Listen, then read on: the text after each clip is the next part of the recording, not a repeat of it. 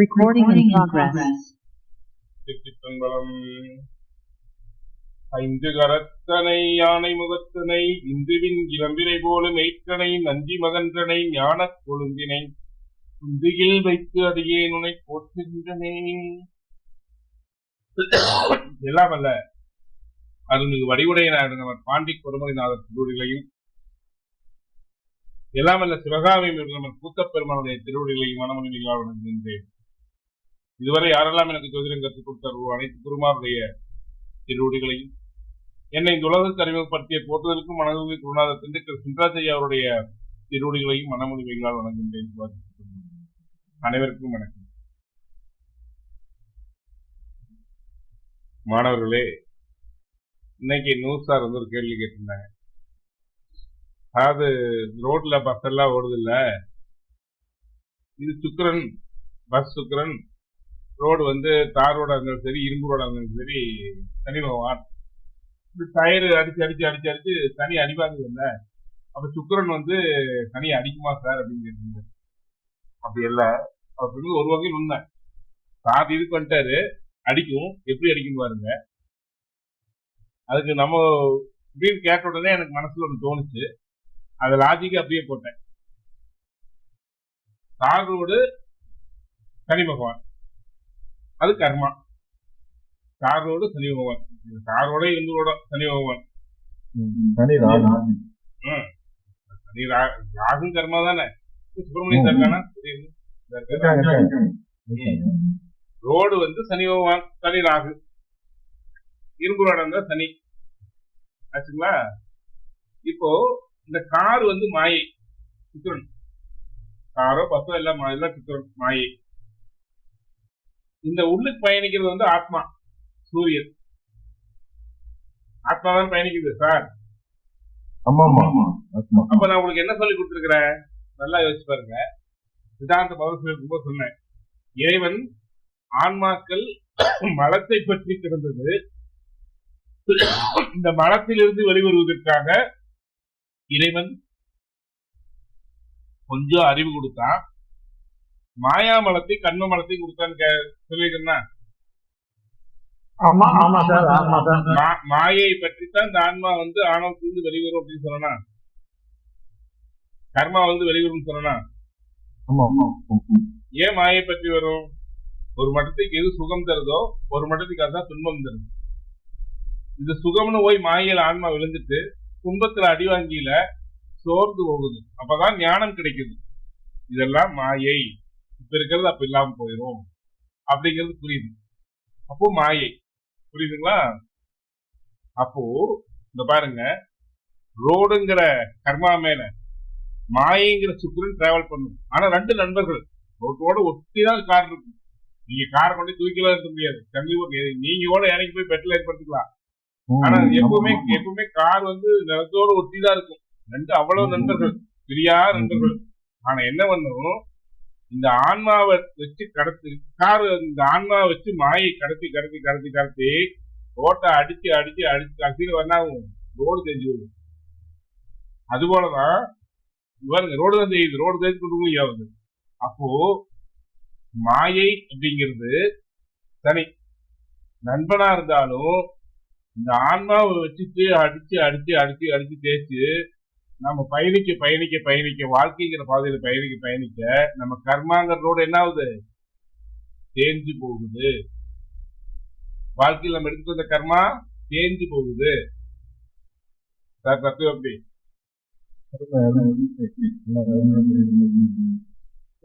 ஒருத்தருக்கு ஒண்ணு புரியலையா சுப்பிரமணியம் சார்?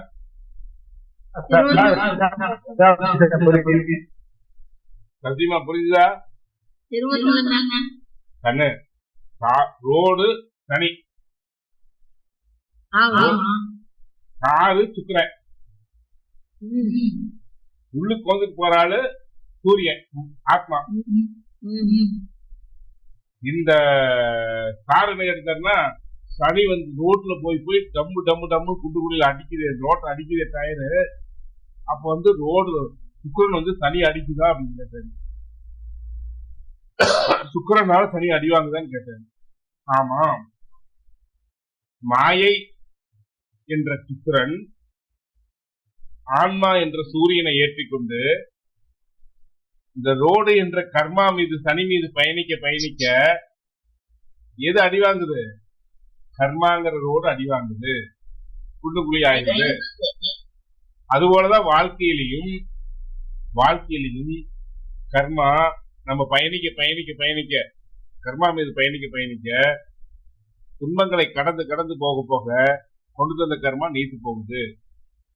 புரியுதா கண்ணு? அந்த டயர் எடுத்துக்கூடாது, காரத்தை எடுத்துக்கணும், வண்டி எடுத்துக்கணும். இந்த வண்டியெல்லாம் ஓடோட ரோடு செய்யுதில்ல. ஆமாம், ஒரு இடத்துல மாயை விட்டு வெளியே வந்ததே இல்ல. ஒரு இடத்துல நீ என்ன பண்ற? இதுவும் செய்யுது அதுவும் செய்யுது. மாயை நம்புறியா? ஞானம் பெற்றுட்ட மாயை நம்புறியா? ஆமா, காரெல்லாம் மாயை. இந்த வாகனம் பூரா மாயை. கட் பண்ணிக்க. ரோடுங்கிறது கர்மா கட் பண்ணிக்க. இந்த காரை வச்சு கட் பண்ணுமா? அம்மா நீ லாஜிக். ஆமா, கார் ரோட்ல ஓடுது இல்ல, எத்தனை கார் ஓடுது? அத்தனை கார்னாலையும் ரோடு தானே போகுது. ரோடு தெரியுதா இல்லையா? அப்ப கார் எல்லாம் மாயை, அதுல வந்து பயணிக்கிறவங்க எல்லாம் ஆத்மா. இந்த ரோடு வந்து சனி பகவான், கர்மா. அப்ப நாம எல்லாரும் எதுல பயணிக்கிறோம்? வாழ்க்கையில் பிறந்துட்டோம், எதுல பயணிக்கிறோம்? கர்மாங்கிற ரோட்ல தான் பயணிக்கிறோம். இந்த கர்மாங்கிற ரோட்ல தான் நம்ம பயணிச்சு போறோம். நம்ம வாழ்க்கை பயணத்தை எதுல ஏறிட்டு போறோம்? மாயை மேல ஓறோம். ஆஹா, அவன் உடனே கூட்டாரி நமக்கு தோசை கொடுப்பா, முத்தம் கொடுப்பா, அதை கொடுப்பா, இதை கொடுப்பா, நல்லா சம்பாதிச்சு போட்டா வீட்டுல அது பண்ணுவாங்க இது பண்ணுவாங்க. இந்த மாயை மேலதான் நம்ம பயணிச்சு போறோம்.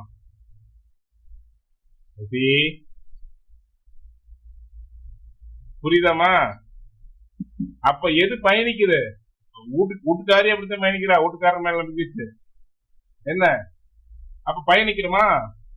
அப்ப பயணிக்க மாயை, கர்மாங்கிற ரோட்டு மேல மாயை நம்பி பயணிக்கிறோம். நம்ம காசு சம்பாதிச்சா பெரிய ஆள் ஆயிரலாம், நிறைய பணம் சம்பாதிச்சா அப்படி ஆயிரலாம் வச்சு மாயை வச்சு நம்பிக்கிட்டு பயணிக்கிறோம். பயணிக்கிறது ஆன்மா. கடைசியில என்ன ஆகுது? நம்ம எடுத்து வந்த கர்மா தேலையாவது. மாயைங்கிறது நீ சொன்ன டயர் தெரிஞ்சு போகுது, வாகனம் உடஞ்சு போகுது. ஒரு காலத்துல மாயும் உடஞ்சு போயிருக்கு, ரெண்டு நிலையெல்லாம் போயிருக்கு. அது நான் மட்டும் தான் மிச்சிருக்கிறோம், ஆன்மா மட்டும் தான் மிச்சம் நிற்குது. புரியுதா என்ன சார்? உங்க கேள்வி பதில் கிடைச்சிருச்சா?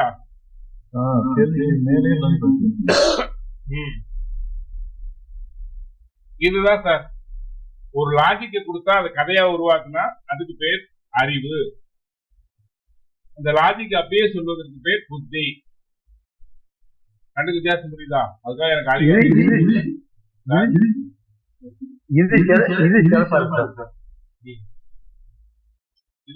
இதைத்தான் நீங்க எல்லாரும் அடையணும்னு சொல்றேன். ஒண்ணு, அதுக்காக எனக்கு தான் அறிவு சொல்ல அப்படியே நினைச்சுக்காதீங்க. இது இப்படி சொன்னா அதுக்கு ஒரு லாஜிக் உருவாக்குனா அறிவு. அதான். ஆனா லாஜிக் வந்து ஏத்துக்கப்படுறதா இருக்கணும்.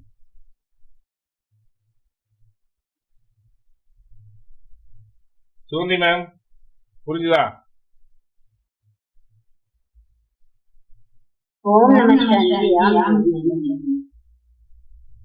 சொன்னாரு என் குரு நல்லதுதான் சொல்லுவாரு. அதாவது எதுவாரு ராமர் வந்து விஸ்வாமித்திர சொல்லுவாரு, நீ கெட்டதே சொன்னாலும் நல்லதாயா அப்படின்னு சொல்லுவாரு. சுகந்தி மேம்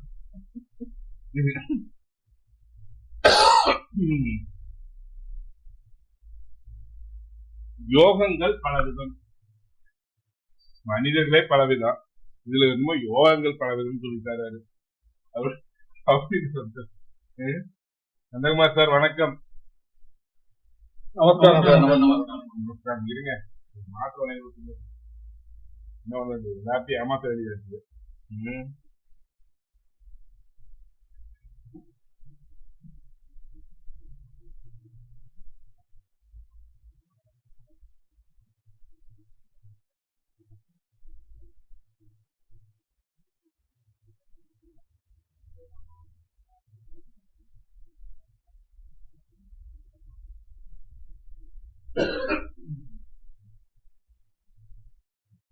சுப்பிரமணிய சார் கடைக்கு மாற்ற முடியாது. சார் மாத்திரை ஏன் சாப்பிடல? வீட்டுக்காரி பேப்பர் மாதிரி புதுமை சார் கைது. இருமலே வராம சாப்பிடணும். அதுதான் நான் அதுக்கிட்ட முயற்சி பண்றேன் சார். யோகங்கள் பலவிதம். யோகம் அப்படின்னா என்ன? கிரகத்தினுடைய இணைவு. யோகம் அப்படின்னா கிரக இணைவு. இப்ப இந்த யோகங்களை பலவிதமான யோகங்கள் சொல்லப்படுகிறது. அது பலவிதமான மூல நூல்கள்ல பலவிதமான கருத்துக்கள் உள்ளது. பலவிதமான மூல நூல்கள் பலவிதமான கருத்துக்கள் உள்ளது. யோகத்தை பத்தி சரஸ்வதி மகால் ஆய்வு நூல் மிகப்பெரிய துல்லியமா இருக்கு. அதுல கொடுக்கறதெல்லாம் இந்த யோகங்கள், இத்தனை யோகங்கள் இருக்குதே, எல்லா ஜாதகங்களிலும் யோகங்கள் உண்டு. ஆனா யோகங்கள் எந்த அளவுக்கு பேசுது அப்படிங்கிறது ஆய்வுல தான் தெரியும். அப்ப இந்த யோகங்கள் இல்லைன்னா வாழவே முடியாது. சாதாரண மனிதனுக்கு கூட யோகம் உண்டு. யோகம் இல்லாம யாரும் வாழ முடியாது. இப்ப இந்த யோகங்களை எப்படி எடுத்துக்கணும் அப்படிங்கிறத சொல்றேன். இப்போ ஃபர்ஸ்ட் நம்ம சூரியனை பத்தி எடுத்துக்குவோம். சூரியனை சார்ந்த யோகம், சூரியன் கொடுக்கும் யோகம், அதாவது ஆத்ம சரீரத்தால் கிடைக்கும் யோகம். சூரியன் ஆத்ம சரீரம். இந்த ஆத்ம சரீரத்தால் கிடைக்கக்கூடிய யோகங்கள் என்னென்ன? வாசி யோகம், வெசி யோகம், உபய சர யோகம், புதாதித்ய யோகம், அமாவாசை யோகம், பௌர்ணமி யோகம், திரிலோச்சனா யோகம், மாருத யோகம், ரவிச்சந்திர யோகம், ரவி யோகம், சிவராஜ யோகம். இத்தனை யோகங்கள் சூரியனால கிடைக்கும். சூரியனோடு அதாவது இது என்ன கிடைக்குதுன்னா, சூரியனால ஒரு யோகம் கிடைச்சு எப்படி இருக்கும்? ஆத்ம பலம் ஏற்படும். இந்த ஆத்ம விசாலம், ஆத்மா தெளிவா இருக்கும். பயணிக்கிற ஆத்மா, நம்ம எல்லாம் ஆத்மாதான், நம்ம தெளிவா இருப்போம். ஆத்ம சரீரம் தெளிவா இருக்கும். ஆத்ம சரீரத்தில இருந்தா எடுக்கிற முடிவுகள், பேர் புகழ், செய்கின்ற செயல்கள் எல்லாமே ஒரு ஒரு ஒரு உயர்வா இருக்கும். ஆத்ம பலம் இருக்கும் அல்லவா? யோகத்துல எழுதுங்க.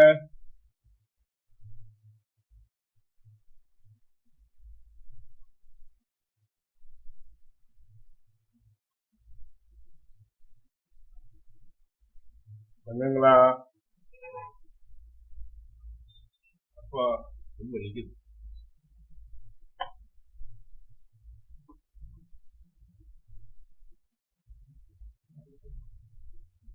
இனி ஒரு வாரம் ஆய்வு கிளாஸோடு சார்ந்து ஏதோ ஒரு யோகத்தை போட்டு எடுப்போம். ஆய்வு கிளாஸும் தனியா இருக்கும், யோகம் சார்ந்த கிளாஸும் தனியா இருக்கும். இனி உங்களுக்கு இது ஒரு மேல்நிலை.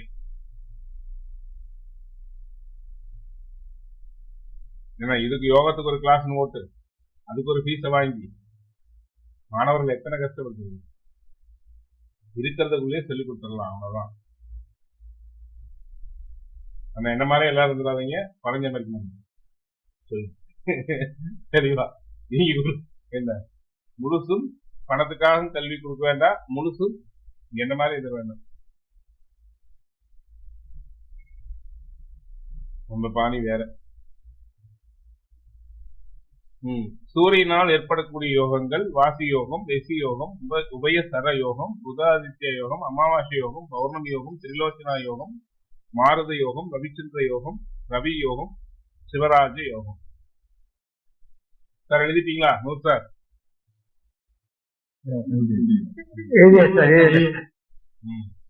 பாருங்க. யோகங்கள் என்பது கிரக இணைவை குறிக்கும். யோகங்களை கொடுக்கக்கூடிய கிரகம் பாவக சக்கரத்தில் பிரிந்தாலும் நவாம்சத்தில், இது பெரிய நூல் எழுதிங்க. யோகங்களை கொடுக்கக்கூடிய கிரகம் பாவக சக்கரத்துல, பாவ சக்கரத்துல பாவ அட்டவணை சரிங்களா?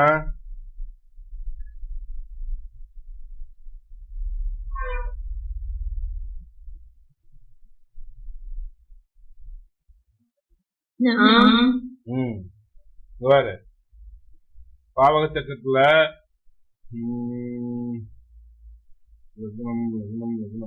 பாவக சக்கரத்தில் தெரிந்தாலும் இப்ப இங்க பாருங்க சூரியன் குரு இருக்கு, சிவராஜ் யோகத்தை கொடுக்குது. இங்க சூரியன் குரு பிரிஞ்சிருச்சா பாவகட்டவனையில? குரு இங்க வந்துட்டாரா? இது முழு சிவராஜ் யோகத்தை கொடுக்காது. இருக்கும், ஆனா முழு சிவராஜ் யோகம் இருக்காது. யோகத்துடைய பலம் குறையும். அப்ப என்ன சொல்றாங்கன்னா, பாவக சக்கரத்தில் பிரிந்தாலும் நவாம்ச சக்கரத்தில் பலவீனமானாலும், இதுல பலம் கொடுக்கக்கூடிய கிரகம் ஆட்சி நட்புல இருந்துட்டு நவாம்ச நோய் நீசம் பெற்றிருந்தாலும் பலவீனமானாலும் முழுமையான யோகம் நடப்பதில்லை என்பதை புரிந்து கொள்ள வேண்டும். ஏனெனில் ஒரு தசை நடக்கும் பொழுது, ஒரு தசை நடக்குதுன்னா எதை அடிப்படையா வச்சு நடக்குது? பாவக சக்கரத்தை அடிப்படையா வச்சுதான் நடக்குது. அதாவது கிரகங்களுடைய கோச்சார இணைவு ஜாதகத்துல பாக்கணும்னா ராசி சக்கரம், அந்த தசையில வரக்கூடிய பலன் பாவக சக்கரத்தை வச்சிருந்தது. அப்போ ஒருத்தருக்கு லக்னத்துல புதன் சுக்கிரன் நினைஞ்சிருக்கு,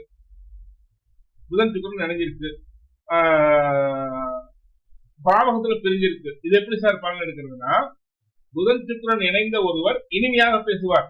அதாவது அந்த திசை வர்றதுக்கு முன்னாடி பொது பலன் எடுத்துட்டீங்கன்னா, அவர் மதன கோபால யோகம் உடையவர், வசீகரமா பேசக்கூடியவர், பெண் பிரியர், இனிமையாக பேசக்கூடியவர், நகைச்சுவை உணர்வுடையவர்.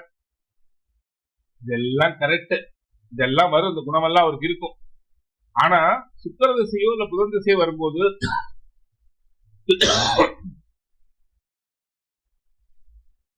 விஷ்ணு மகாலட்சுமி யோகப்படி யோகத்தை செய்யுமா அப்படின்னா 20% 25% தான் யோகத்தை செய்யாது. குணத்தத்துவத்துல அந்த கிரக இணைவு இருக்கும், ஆனா யோகத்துல அது நடக்காது. அள்ளி கொட்டிருந்தா ஏமாந்துடும். எல்லா புதன் சுக்கிரன் நினைவும் அள்ளி கொட்டிருந்தா கொட்டாது. ஏன்னா பாவக சக்கரத்துல பிரிஞ்சிருச்சுன்னா முழுமையான பலன் இல்லை, ஏதோ இருக்கும், அவ்வளவுதான். சுப்பிரமணிய சார் புரியுதா? பாவக சக்கரத்துல பிரிஞ்சாதான்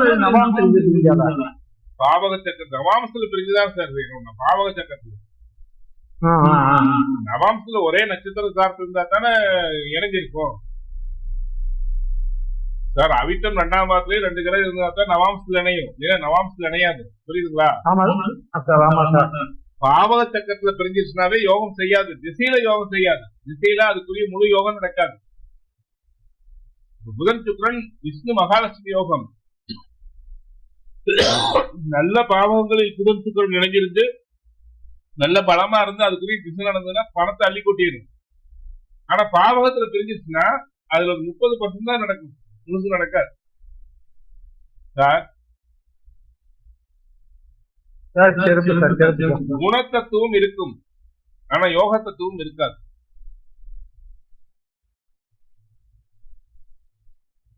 இப்ப புரியுதா?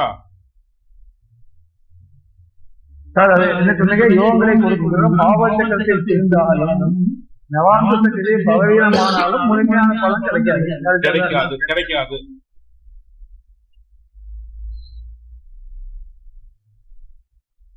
பாவக சக்கரம் 7ஆம் ஒரு கிரகம் ராசி சக்கரத்தில் 7ஆம் இடத்தில் இருந்து பாவக சக்கரத்தில் 6ஆம் இடத்தில் இருந்தால் அது என்ன பலனை செய்யும்? 6ஆம் இடத்தினுடைய பலனைத்தான் செய்யும், 7ஆம் இடத்தினுடைய பலனை செய்யாது.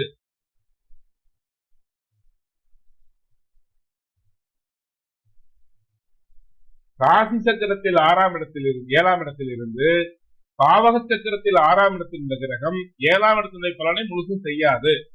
உதாரணத்துக்கு ஒரு கிரகம் திருமணம் எப்பன்னு கேட்கிறாங்க, புத்தி நடத்தக்கூடிய கிரகம் 7ஆம் இடத்தில் நிக்குது. நீங்க என்னமீங்க 7இல் நின்ற கிரகம் புத்தி நடக்குது, திருமணம் நடந்துடுவீங்க.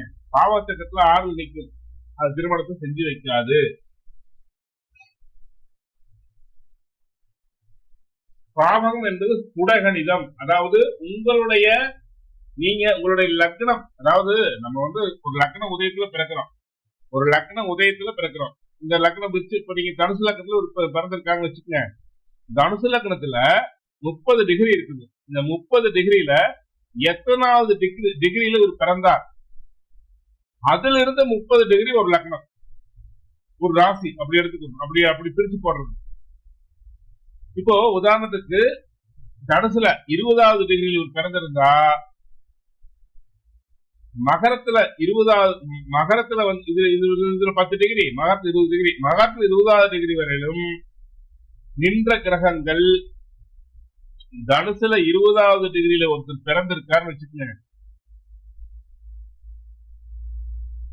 மகரத்துல 20 டிகிரி வரையிலும் நின்ற கிரகங்கள் தனுசு கருத்துக்குள் தான் விடும். நான் சொல்றது புரியுதா? பொறுமையா கேள்வி. அதாவது இடத்தை அளந்து இது எது சொத்து இது சொத்துன்னு பிரிக்கிறது ராசி மண்டலம். அந்த இடத்தை துல்லியமா அளந்து இது சின்ன வயலு, இது பெரிய வயலு, இது அந்த வயலு, இது இந்த வயலு, இது மூலத்தெரியும், இது வந்து மேட்டு வயலு அப்படின்னு பிரிக்கிறது பாவ சக்கரம். புரியுதுங்களா? மொத்தமா 2 ஏக்கரான்னு பிரிச்சுடுறது ராசி சக்கரம். அந்த 2 ஏக்கராக்குள்ளதான் எல்லா கிரகம் இருக்கும். அங்க புரியுதா சார்? இப்ப நல்லா பாருங்க. இந்த நான் காட்டுற அம்புக்குறி பாருங்க. நான் காட்டுற அம்புக்குறி இப்ப இதே எடுத்துக்கோ. அதாவது இந்த காட்டுற அம்புக்குறி பாருங்க. இந்த லக்னம் வந்து தனுசுல எத்தனாவது டிகிரி லக்னம் இருக்குது? லக்னம் சார் கீழே வந்து பாதாச்சாரம் போடுவாங்கல்ல. இப்ப லக்னம் வந்து 20 டிகிரி இருக்குன்னு வச்சுக்கோங்க. அன்னைக்கு லக்ன உதயமா 20 டிகிரி ஆகுது பிறந்தான்னு வச்சுக்கோங்க. 20 டிகிரி இருக்குன்னு வச்சுக்கோங்க. இதுல மீதி எத்தனை இருக்கும்? ஒரு ராசி கட்டத்துல 30 டிகிரி. மீதி எத்தனை இருக்கும்? 20 டிகிரி. அது பூரா கம்ப்யூட்டரே கணக்கு கொடுத்துருது. கணக்கு நமக்கு தேவையில்லை. புரிஞ்சுக்கிறதுக்காக சொல்றேன். மீதி எத்தனை டிகிரி? தனுசுல 20 டிகிரி இருந்து அந்த 10 டிகிரி மகரத்துல 20 டிகிரி 30 டிகிரி வரும்ல. ஆமா சார், மகரத்துல 20 டிகிரி வரைக்கும் இருக்கிற கிரகம் தனுசு மண்டலத்துக்கு தான் விழும். உதாரணத்துக்கு சொல்றேன். இதுல 10 டிகிரி, இதுல வந்து 10 டிகிரி 20 டிகிரி லக்னம் உருவாகுது. லக்னம் ராசியில காட்டுது. அப்போ இது 22வது டிகிரியில குரு இருக்குது வச்சு உதாரணத்துக்கு. தனுசுல இந்த ராசி சக்கரத்துல 22வது டிகிரியில குரு இருக்குது. மகரத்துல 5வது டிகிரியில சூரியன் இருக்குன்னா பாவ சக்கரத்தை பார்க்கும்போது இந்த சூரியனும் குரு தனுசு மண்டலத்துக்கு இருக்கிற மாதிரி தெரியும். புரியுதுங்களா? உண்மை சார், உண்மை சார். 100% புரியலன்னு இருக்கிறேன்.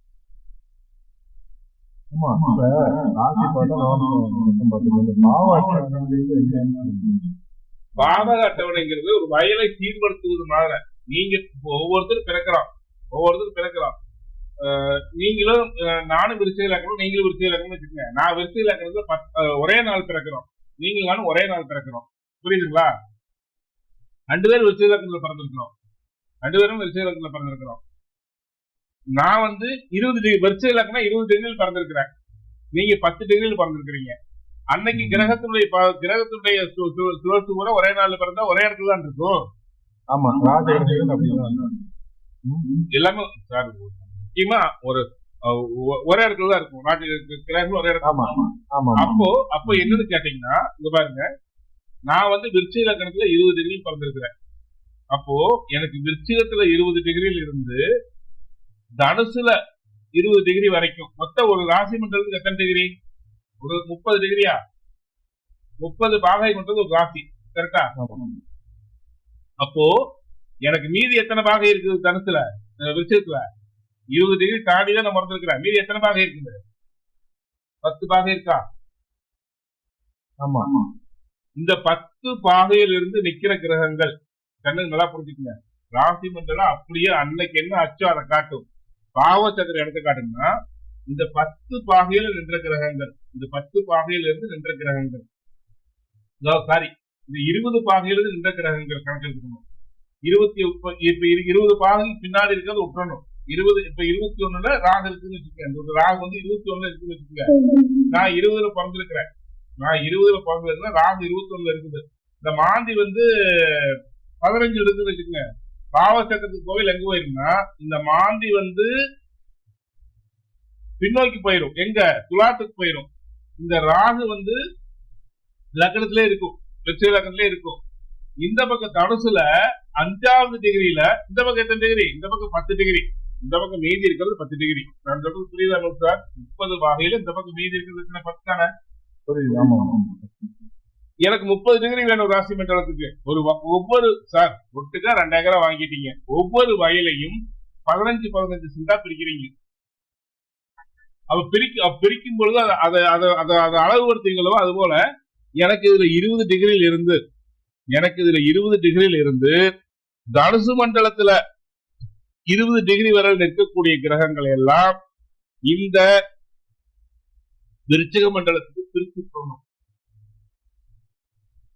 அப்படி பிரிக்கும் பொழுது தனுசு ராசியில பார்த்தா ராகு மட்டும்தான் இருக்கும், தனுசுல சூரியன் இருக்கும். நாம சூரியன் ராகு சேர்ந்து நடப்போம். அவருடைய இயல்பு தன்மையை குறிக்கிறது, அவருடைய இயல்பு நடப்பை குறிக்கிறது எல்லாமே ராசி மண்டலம் தான் குறிக்கும். ராசி மண்டலம் தான் அது பலன்ல ராசி பிரகாரம் தான் நடக்கும். அந்த திசை வரும் பொழுது எப்படி கணக்கெடுத்தோம்னா இதுல 20 டிகிரி இருக்கிறதுனால இந்த சூரியனை லக்னத்தில் இருப்பதாக கணக்கு வைத்துக் கொள்ள வேண்டும். அப்ப இந்த சூரியன் யார் பலனை செய்வார்னா லக்னத்தினுடைய பலனைத்தான் செய்வார். தெளிவா புரிஞ்சுக்கணும். இங்க லக்னத்தினுடைய பலனை செய்வார். அப்போ அங்க ராகு இருக்குதே பலன் குறிஞ்சிடாதானா சூரியன் ராகு இணைவு எடுத்துக்கலாமானா இங்கதான் சூட்சுமம். இத சூரியன் ராகு இணைவுன்னு எடுத்துக்கிறதா, அதாவது ராசியில சூரியன் ராகு இணையில பாவச்சாத்து இணைவே இந்த சூரியன் ராகு இணைவுன்னு எடுத்துக்கலாமானா இல்ல. நடுவு ஒரு சுவர் இருக்கும். என்னதான் பிரிஞ்சாலும் இது உங்களுக்கு பிரிஞ்சாலும் இயற்கையில வான்மண்டலத்துல ஒரு சுவர் இடையில கட்டப்பட்டுள்ளது. புரியுதா? அப்போ அதனுடைய பலன் முழுமையாக சூரியன் ராகு இணைவை கொடுக்காது. ஆனால் அதனுடைய பலன் ஒரு 30% உங்களுக்கு நடக்கும். அதுபோல இந்த சிவராஜ் யோகத்தை கொடுக்கக்கூடிய சிவராஜ் யோகத்தை கொடுக்கக்கூடிய சூரியன் குரு இணைவை பாவக சக்கரத்துல பிரிஞ்சு இந்த பக்கம் தர்றாரு. அப்ப என்ன ஆகும்? யோகம் என்னைக்குமே அபயோகம் செய்யக்கூடிய கிரகங்கள் சீக்கிரம் தாக்கும். யோகம் செய்யக்கூடிய கிரகங்கள் கொஞ்சம் பழுது ஏற்பட்டாலே 50% யோகத்தை கடப்படும். யோகம் குறையும். இங்க பாவச்சாட்டுல குரு சூரியன் பிரிஞ்சிருச்சு. அது எப்படி காட்டுது? சூரியன் கண்ணியில் இருக்கிற குரு துலாத்துல இருக்கிற மாதிரி காட்டுது. அப்போ உண்மையில அப்படி இருக்காங்கன்னா இல்ல, வான்மண்டலத்துல அப்படி இல்ல, இவருக்குள்ள ஏற்பட்ட ராசி சக்கரத்துல அப்படி இருக்கிறாங்க. அதாவது அண்டத்தில் உள்ளது பிண்டத்திலும் உண்டு. இவருடைய பிண்டத்தில் ஏற்பட்ட சக்கரம் அப்படி இருக்குது.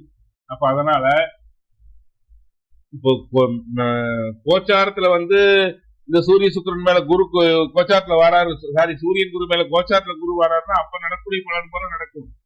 திசாபலன்ல மட்டும் முழு யோகத்தை செய்யாது. திசாபலன்ல மட்டும் முழு யோகத்தை செய்யாது. திசாபலன்ல 11ஆம் இடத்தினுடைய பலனை சேர்த்து இந்த குரு செய்யும். ராசி சக்கரத்துல 10ஆம் இடத்தினுடைய பலனை செய்யும். அப்படி காட்டுது. திசாபலன்ல 11ஆம் இடத்தினுடைய பலனையும் சேர்த்து செய்யும். இதுதான் சூட்சமம். அதனாலதான் பிறக்கிற குழந்தைகள் லக்ன டிகிரி மாறுபட ஒருத்தர் போல ஒருத்தர் வாழ்க்கை இருக்காது. ஒரே நாளில் பிறந்த குழந்தைகளுடைய வாழ்க்கை ஒரே மாதிரி இருக்குமானா இருக்காது. புரியுதா? இது பெரிய விஷயம். பாவகச்சாட்டுங்கிறது அது கணிதம் எல்லாம் போட்டு கொண்டு வரலாம். பார்ப்போம். அதுக்கு இன்னும் கிடைச்சுதான் பாவகச்சாட்டுல பிரிஞ்சு சார் இந்த மாதிரி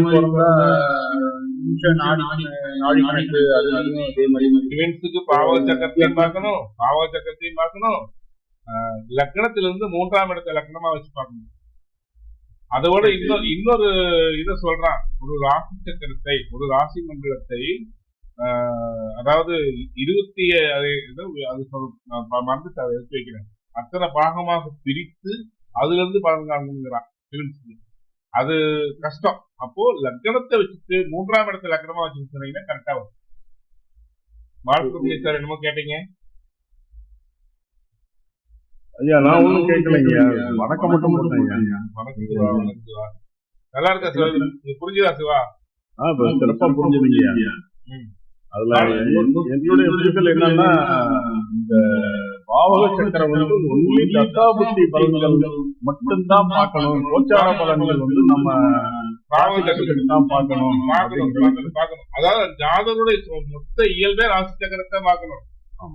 திசை எடுத்துக்கொள்ளும் போது மட்டும் திசாபலன் எந்த அளவுக்கு 10ஆம் இடத்தினுடைய வேலனை குரு செய்வார்னு பார்த்தோம்னா இந்த பாவ சக்கரத்துல 11ஆம் இடத்துல இருக்கிறதுனால 11ஆம் இடத்தின் வேலையை செய்வார். சுகராஜ் யோகத்தை முழுமையா கொடுப்பாருன்னா முழுமை இருக்காது. ஒரு 50% 40%. அதே மாதிரி இந்த பாவக அமைப்பு முறையில பலதரப்பட்ட முறைகள் இருக்கு. நம்ம இப்ப ஜென்ரலா யூஸ் பண்றது வந்து சமமா பிரிக்கப்பட்ட பாவக முறைகள் தான் அதிகமா சாஃப்ட்வேர்ல உபயோகப்படுத்துறாங்க. ஆனா கேபிஎஸ் சிஸ்டத்துல வந்து அன்ஈக்குவல் பாவக சக்கரம் யூஸ் பண்றாங்க. அது இன்னும் அது ஒரு முறை சார். அது அதனால அது ரொம்ப குழப்பமாயிருக்கும். படிக்க முடியலங்கிறதுனால அதெல்லாம் இன்னும் போகல. நானும் அதுக்குள்ள போகல. நான் நம்ம எது எடுத்துக்கிறோம்னா யோகத்துக்கு மட்டும்தான் அந்த பாவ சக்கரத்தை வந்து கொஞ்சம் நல்லா பழிக்குமா பழிக்காதான் இருக்கிறோம். நம்ம சித்தாந்த ரீதியா இது என்ன உடம்பு, எந்த உடம்பு வேலை செய்யுது, எந்த உடம்பு வேலை செய்யல. ராசி சக்கரத்தை வச்சுட்டு அம்ச சக்கரத்தை வச்சுட்டு பாவத்துக்குள்ள பெருசா போறது இல்ல. ராசி அம்சத்தை வச்சுட்டு இந்த உடம்பு ஒரு பலவீனம், இந்த உடம்புக்கு ஒரு பலம், இந்த 5 சரீரங்கள் எது கரெக்டா இருக்கு, இப்படி சொல்லி பலன் சொல்லிட்டு போயிடணும். இன்னைக்கு ஏன் இதை சொல்லித்தாருன்னா யோகங்களை பார்க்கும் பொழுது அதையும் கவுடியங்கள் என்பதற்காக சொல்லி தருகிறேன். புரியுதா? புரியுது. அடிப்படை வகுப்பு, உயர்நிலை வகுப்பும் இன்னொரு 2 கிளாஸ், இந்த கிளாஸ் முடிச்சுட்டு விரைவில் புது பேஜ் ஆரம்பிக்கப்படும். இது வந்து யூடியூப்ல இந்த வீடியோ கொடுக்க போறோம். நம்முடைய புதுசா யாராவது ஜோதிடத்தில் சித்தாந்த ஜோதிடம் அடிப்படையும் உயர்நிலையும் கற்றுக்கொள்ள வேண்டும் என்றால் நாங்க இதுல வீடியோவில் கீழே நம்பர் கொடுப்போம். அந்த நம்பருக்கு